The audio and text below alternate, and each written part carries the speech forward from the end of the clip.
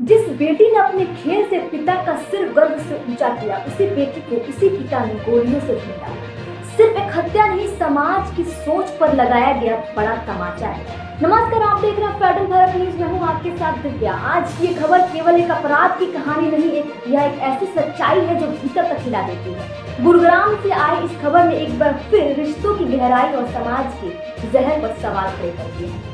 हरियाणा के गुरुग्राम में 25 वर्षीय राधिका यादव, एक स्टेट लेवल टेनिस प्लेयर, एक बेटी, एक कोच, एक सपना, आज उसी के पिता ने उसे गोलियों से भून डाला।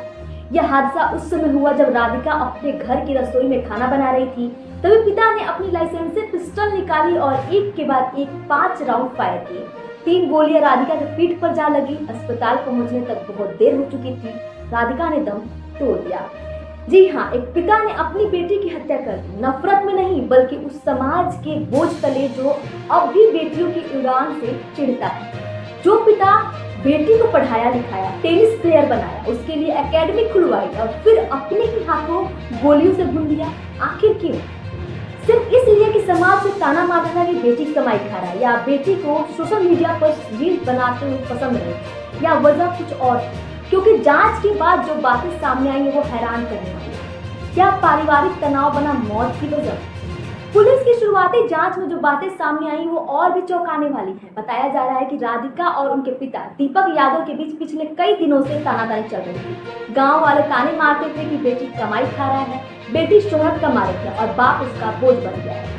यही बातें पिता को अंदर ही अंदर खा रही थी और इस आंतरिक कुंठा ने एक दिन बंदूक की शक्ल ले ली। क्या सच में मजबूत थी बेटी की कमाई? क्योंकि दीपक यादव की संपत्ति की कहानी कुछ और ही कहती है। गुरुग्राम में बेटी राधिका यादव की गोली मारकर हत्या करने वाले पिता दीपक यादव की सफाई अब सवालों में घिरे।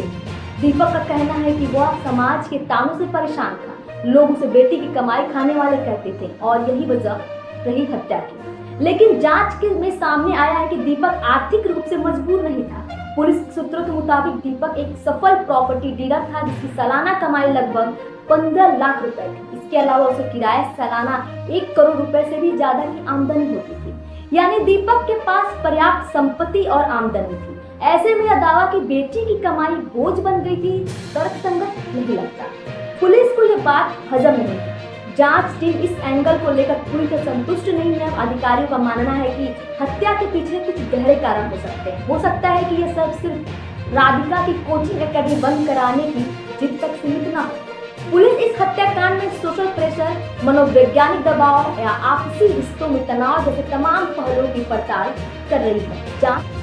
दूसरी तरफ मौत के पीछे ये भी माना जा रहा है कि राधिका को सोशल मीडिया पर एक्टिव रहना पसंद था। वो रील्स बनाती थी, अपने कोचिंग वर्क को प्रमोट करती थी, लेकिन शायद गांव और परिवार के लिए नामंजूर था। पुलिस को शक है कि राधिका के माता पिता को कत्ल की वजह पता है। राधिका सोशल मीडिया पर रील्स बनाती थी, लेकिन हैरानी की बात यह है कि उसका किसी भी सोशल मीडिया प्लेटफॉर्म पर कोई अकाउंट नहीं। सवाल ये है कि राधिका के सोशल मीडिया अकाउंट डिलीट कराए गए थे, उसने खुद अकाउंट डिलीट किए या फिर डिलीट किसी ने और किया है। इधर गुरुग्राम पुलिस के प्रवक्ता एएसआई संदीप कुमार का कहना है कि आरोपी पिता और पुलिस जांच में अभी यह फैक्ट आया है कि टेनिस एकेडमी चलाने से पिता नाराज था। जब बार बार कहने पर राधिका ने एकेडमी बंद नहीं की तो नाराज होकर उसने उसे गोली मार दी। अभी जांच शुरुआती स्तर पर है।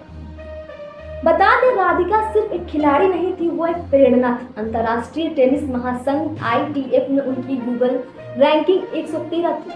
राज्य स्तर पर कई मेडल जीत चुकी थी।